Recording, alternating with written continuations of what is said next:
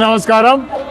ప్యాపిలి మండలము బూరుగుల మండలంలో ఉన్న బూరుగుల గ్రామంలో ఉన్నాం. ఈ గ్రామంలో కూడా మా పెద్దాయమ్మకు 4,000 రూపాయలు పెన్షన్ వస్తుంది. మా బుట్టోడికి 19,000 రూపాయలు తల్లికి వందన కింద పడిందన్నారు. వీళ్ళందరూ కూడా ఏపీఎస్ఆర్టీసీ బస్సులో ఉచిత ప్రయాణం చేస్తూ ఉన్నారు. గ్యాస్ సిలిండర్లు కూడా మాకు అందరికి వస్తున్నా సార్ అని చెప్తా ఉన్నారు. కాబట్టి ఇంకా ఏదైనా ఉంటే వీళ్ళ సమస్యలు ఉంటే ఎమ్మెల్యే గారు వచ్చారు. ఎమ్మెల్యే గారి సమక్షంలోనే వీళ్ళ సమస్యలు తీర్చడానికి మేము ప్రయత్నం చేస్తామని చెప్పి తెలియజేస్తా ఉన్నాం. ఏదేమైనా సరే వీళ్ళందరూ కూడా మంచి భవిష్యత్తు ఉంది. చంద్రబాబు నాయుడు పరిపాలన బ్రహ్మాండంగా ఉంది సార్. మా ఇళ్ళకే వచ్చి మాకు సంక్షేమ పథకాలు అందిస్తున్నారని చెప్పేసి తెలియజేస్తా ఉన్నాం. యాపిల్ మండలము బూరుగుల గ్రామంలో ఉన్నాం. మరి మా తల్లులందరూ చెప్తారు ఉచిత బస్సు ఎక్కుతున్నాం సార్, బాగుంది సార్. అలాగే సిలిండర్లకు మాకు ఫ్రీగా ఇస్తారు, కానీ డబ్బులు పడడం లేదని చెప్తారు సిలిండర్లకు. అదేవిధంగా పెన్షన్లు వస్తున్నాయి సార్ అన్నారు. తల్లికి వందనం కూడా మాకు పడతా ఉన్నాయి సార్. కాబట్టి మాకు ఏమనుకున్నామో మీ సంక్షేమ పథకాల్లో అవన్నీ కూడా వస్తూ ఉన్నాయి సార్. కాబట్టి బస్సు కూడా ఊరు బయటకు వస్తుంది, ఊర్లోకి రావాలని చెప్పి చెప్తున్నారు. తాడిపత్రి నుంచి బూరుగుల గ్రామానికి ఒక బస్సు, అలాగే ఇక్కడ తాండా వరకు బస్సు వస్తుంది, ఊర్లోకి రావడం లేదు అంటున్నారు. కాబట్టి ఆ బస్సును కూడా ఊళ్ళోకి వచ్చే విధంగా ప్రయత్నం చేస్తామని చెప్పి తెలియజేస్తున్నాము. వీళ్ళందరూ కూడా చంద్రబాబు నాయుడు ఇచ్చే సంక్షేమ పథకాల్లో చాలా సుఖంగా ఉన్నారు, సంతోషంగా ఉన్నారని చెప్పి తెలియజేస్తారు. శాసనసభ్యులు కోట్ల సూర్యప్రకాష్ రెడ్డి గారికి, అలాగే ఆయన వెన్నంటూ ఉండి తండ్రి విజయానికి కృషి చేసినటువంటి తనయుడు కోట్ల రాఘవేంద్ర రెడ్డి గారికి, కష్టాల్లో నష్టాల్లో సుఖాల్లో మాతో పాటు పాలు పంచుకొని తెలుగుదేశం పార్టీ వెన్నంటూ ఉన్నటువంటి డీసీ చైర్మన్ సోదరుడు అదయ్య పదవి ఇచ్చినారు నీకు. నాకు రాష్ట్రంలో 14 జిల్లాల సోదరుడికి, అలాగే వేదిక నుంచిన తెలుగుదేశం పార్టీ కుటుంబ సభ్యులందరికీ కూడా స్వాగతం, సుస్వాగతం. నేను కడప జిల్లా వాసిని, కడప. మరి డోన్లో తెలుగుదేశం పార్టీ చేసేటువంటి కార్యక్రమాల గురించి నిరంతరం పర్యవేక్షిస్తూ మీలో ఒకటిగా ఇక్కడే ఉండి పార్టీ కార్యక్రమాల్లో పాల్గొనేదానికి సదూర ప్రాంతమైన మీ దగ్గరికి వచ్చి మీకు సేవలు చేసి తెలుగుదేశం పార్టీని ఉన్నత స్థాయిలో నిలబెట్టాలని చెప్పేసి మా ఆకాంక్ష. ఎన్టీ రామారావు స్థాపించినటువంటి పార్టీ తెలుగుదేశం పార్టీ, బడుగు బలహీన వర్గాల పార్టీ. ఆయన 1982లో పార్టీ పెట్టినప్పుడు నేను కూడా తెలుగుదేశం పార్టీలో చేరిన. అప్పుడు నా వయసు 26 సంవత్సరాలు ఉండొచ్చేమో. ఇప్పుడు నా వయసు 70 సంవత్సరాలు. ఎక్కడ వెను తిరగలేదు, పక్క చూడలేదు, ఏ పార్టీని చూడలేదు. ఒక తెలుగుదేశం పార్టీ సైకిల్ గుర్తుని చూసినాను. ఆనాడు ఎన్టీ రామారావు చూసినాను. ఈరోజు నారా చంద్రబాబు నాయుడు గారిని చూస్తున్నాం. భవిష్యత్ నాయకుడు లోకేష్ బాబుని చూస్తున్నామని చెప్పి మీ అందరికీ తెలియజేస్తా ఉన్నాను. మరి ఇక్కడ ఈ గ్రామంలో మన జరిగినటువంటి ఎలక్షన్స్ లో తెలుగుదేశం పార్టీకి 500 ఓట్లు మైనస్. నేను చాలా నియోజకవర్గాల్లో తిరిగిన. ఒక నియోజకవర్గంలో వినుకొండ నియోజకవర్గంలో పోతే ప్రకాశం జిల్లాలో అక్కడ ఎమ్మెల్యే ఎవరైనా తెలుగుదేశం పార్టీ జెండా పట్టుకుంటే జెండా కనపడదు, ఆ చెయ్యి కూడా కనపడదని చెప్పారు. మేము బహిరంగ సభలో సవాలు చేసినాం. ఆయన బోళ్ళ బ్రహ్మానంద నాయుడు చెప్పిన, బ్రహ్మానంద నాయుడు గారు జాగ్రత్తగా ఉండు, ఏం పొరపాటు జరిగినా ముందు నేను జైలుకు పంపిస్తాం, ఇక్కడ అఖండ విజయం సాధిస్తాం అని చెబితే ఆయన నిజంగానే జైలుకు పోయినాడు. అక్కడ మన అభ్యర్థి బ్రహ్మాండమైన మెజార్టీతో గెలిచినాడు. ఎవరికి భయపడం, భయపడేది ఒక తెలుగుదేశం పార్టీకి భయపడతాం తప్ప ఏ పార్టీకి భయపడే ప్రసక్తి లేదని చెప్పి మళ్ళీ ఒక తూరు తెలియజేస్తా ఉన్నాం. అదేవిధంగా చాలా మంది చెప్పినారు తెలుగుదేశం పార్టీని కాలరాస్తాం, తెలుగుదేశం పార్టీని మూసేస్తామని. ఆ చెప్పిన వ్యక్తులు పైకి పోయినారు తప్ప కింద లేరని చెప్పి తెలియజేస్తా ఉన్నాను. అదేవిధంగా మొన్న ఉన్నటువంటి 5 ఏళ్ల పరిపాలనలో మన అందరినీ ఎన్నో ఇబ్బందులు పెట్టారు. గ్రామాల ఇబ్బందులు పెట్టారు. మనిషికి ఇబ్బంది పెట్టారు. ఏమైనారయా? ప్రజా సంగ్రామంలో 11 సీట్లు పడిపోయినారయా. చీకొట్టినారు ప్రజలు. ఒక్కతూరి సునామీ సృష్టించినారు. ప్రజలు అనుకుంటే, ఓటర్ మహాశయుడు అనుకుంటే ఏ గవర్నమెంట్ అయినా దించి పారేస్తారని చెప్పి ఒక ఉదాహరణ. సైకో ఆయన పరిపాలన మీరు అందరూ చూసినారు. చాలా మంది గ్రామాలు తిరుగుతూ ఉన్నారు. డోన్ నియోజకవర్గం సార్ మాది చుక్కల భూమి అయిపోయింది, మాకు అమ్ముకునేదానికి లేదు, మా ఊరికి బస్సు రాలేదు. చాలా మంది కార్యకర్తలు ఇబ్బంది పెట్టారు. ఇప్పటికీ ఇబ్బందుల్లో ఉన్నారు చాలా మంది కార్యకర్తలు.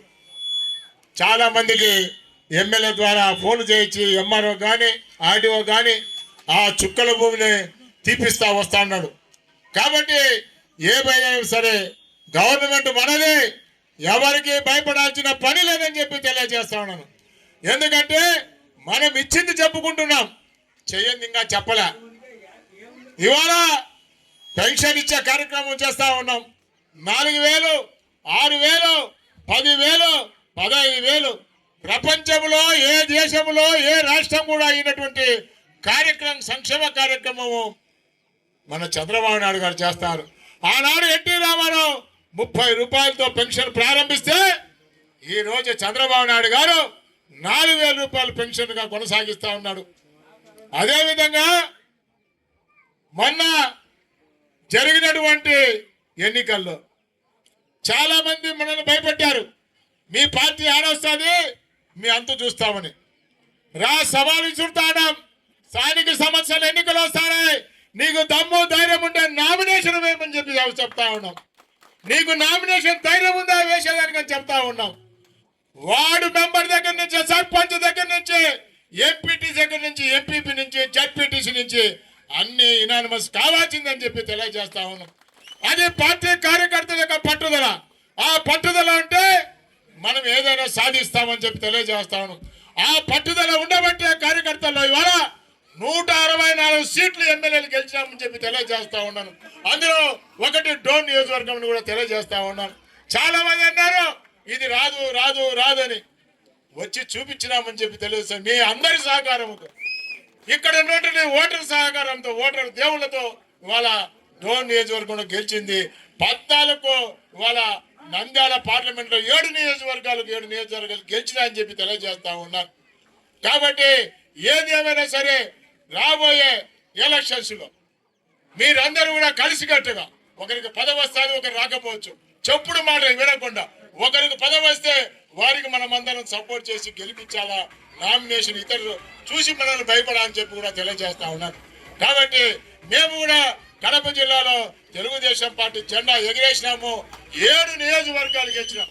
అది మా సొంత జిల్లా అని చెప్పారు వాళ్ళు. మా సొంత జిల్లా, మా రాజశేఖర్ జిల్లా అని చెప్పారు. 10కి 7 గెలిచినామని చెప్పి తెలియజేస్తా ఉన్నాను. కాబట్టి ఏదేమైనా సరే రాబోయే కాలంలో మనకు 2-3 నెలలు అంటే డిసెంబర్ లోపల మన అందరికి కూడా ఎలక్షన్స్ జరగబోతాయి. స్థానిక సమస్యల ఎన్నికలు పూర్తి చేసుకుంటామని తెలియజేస్తాను. అక్కడ మనందరూ కూడా ఘంటాబద్ధంగా అన్ని సీట్లు గెలిచి తీరాల్సిందే. ఏ ఒక్క సీటు కూడా ఓడిపోయినా అక్కడ చంద్రబాబు నాయుడు ఊరుకున్నాడు, లోకేష్ బాబు ఊరుకున్నాడు, మిమ్మల్ని పిలిపిస్తాడు. ఎందుకు ఓడిపోయినారు, ఎందుకు మీరు చేయలేకపోయినారని చెప్పి నిలదీస్తాడు. కాబట్టి మన సరౌగంగా మనం తల ఎత్తి తిరగాలంటే అన్ని కూడా మనం గెలిచి తీరాల్సిందని చెప్పి తెలియజేస్తా ఉన్నాను. అదేవిధంగా ఒక చిన్న సార్, ఈ గ్రామంలో చాలా మంది ఆడవాళ్ళని అడిగిన బస్సు సౌకర్యము సార్ తాండా వరకే వస్తా ఉంది, మా గ్రామం రాలేదు సార్. బూరుగుల గ్రామము ఇది హెడ్ క్వార్టర్స్, ఇక్కడికి రాకుండా బస్సు అక్కడికి వస్తుంది, మేమంతా ఆడవాళ్ళు ఆడిపోయి ఎక్కాలంటే ఇబ్బందిగా ఉంది సార్ అన్నారు. అదొక సమస్య ఉంది సార్. రెండో సమస్య తాడిపత్రి నుంచి ఇక్కడ బస్సు కావాలని చెప్పి అడిగారు. రాఘవేంద్ర రెడ్డి గారు చెప్పాను సార్, నోట్ చేసుకున్నాడు. తప్పకుండా అన్న మీరు ఇంకో దూరం వచ్చేటప్పటికి తాడిపత్రి నుంచి గురుగుల బస్సు వస్తుంది, తాండా దగ్గర నుంచి ఇక్కడికి ఎక్సెషన్ చేయిస్తానని చెప్పి కూడా ఆయన చెప్పడం జరిగింది. కాబట్టి ఏదైనా సమస్యలు ఉంటే చెప్తాము అన్న ఉన్నాడు పెద్ద ఆయన, తప్పకుండా ప్రభుత్వ దృష్టికి తీసుకుపోతానని చెప్పి చెప్తా ఉన్నాం. అదేవిధంగా చుక్కల భూములు చాలా మంది గతంలో ఎంఆర్ఓలు ఏం చేశారంటే నీకు తెలియకుండా చుక్కల పువ్వు పెట్టడం, ఒకవేళ నువ్వు బతికుంటే నిన్ను చంపేయడం, నీ ద్వారా ఇంకొకరికి ఆధార్ కార్డు సృష్టించడం, ఈ విధంగా రెవెన్యూ డిపార్ట్మెంట్ మొత్తం అవినీతిలో కూడకపోయి ఇవాళ మనకి ఇబ్బందులు పెట్టారు అని చెప్పి తెలియజేస్తా ఉన్నాను. కాబట్టి అటువంటి సమస్యలన్నీ తీర్చేదానికి పెద్ద ఆయన ముందున్నాడని చెప్పి తెలియజేస్తా ఉన్నాను. ఏదేమైనా సరే, ఒక పక్క పెన్షన్లు, ఒక పక్క తల్లికి వందనం సార్. ఆనాడు ఆ గవర్నమెంట్ లో ఒక్కరికే ఇచ్చేది సార్. ఈ రోజు ఇంట్లో ఎంతమంది ఉంటే అంతమంది పిల్లలకు ఇవాళ 13,000 చొప్పున ఇస్తా ఉన్నాను. మా తల్లులందరూ కూడా చాలా సంతోషంగా ఉన్నారు సార్. చాలా మందిని అడిగినాను, మా ఇంట్లో అందరికి కూడా తల్లికి వందనం వస్తా ఉందని చెప్పి తెలియజేస్తున్నారు సార్. అదే విధంగా ఇవాళ అన్నా క్యాంటీన్ సంక్షేమ కార్యక్రమాల్లో ఎన్టీ రామారావు దగ్గర నుంచి ఇప్పటి వరకు కూడా తెలుగుదేశం పార్టీ ముందు చెప్పి తెలియజేస్తా ఉన్నాను. కాబట్టి రాబోయే కాలంలో కూటమి ప్రభుత్వం ఇక్కడ కూడా సంఖ్యాబలం ఉంటే జనసేన కూడా ఒక సీటు ఇవ్వాల్సి వస్తుంది, బీజేపీకి సీటు ఇవ్వాల్సి వస్తుంది. కాబట్టి మన అందరం కూడా వాళ్ళను కూడా గెలిపించే బాధ్యత మనం తీసుకోవాలా, ఎమ్మెల్యే గారు తీసుకోవాలా.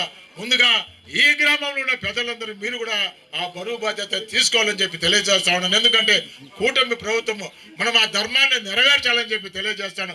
ఎందుకు ఇప్పుడు ఇంటింటికి తెలుగుదేశం తిరుగుతున్నామంటే, మీలో ఒకరిగా మీ సమస్యలు కనుక్కొని ఇంకా ఏమి కావాలని తెలియజేసుకునే దానికి అక్కడ ఎమ్మెల్యేలందరూ కూర్చొని ముఖ్యమంత్రికి వాళ్ళ యొక్క కష్టసుఖాలు చెప్పుకునేదానికి ఇవాళ మన మధ్యలోకి వచ్చారు.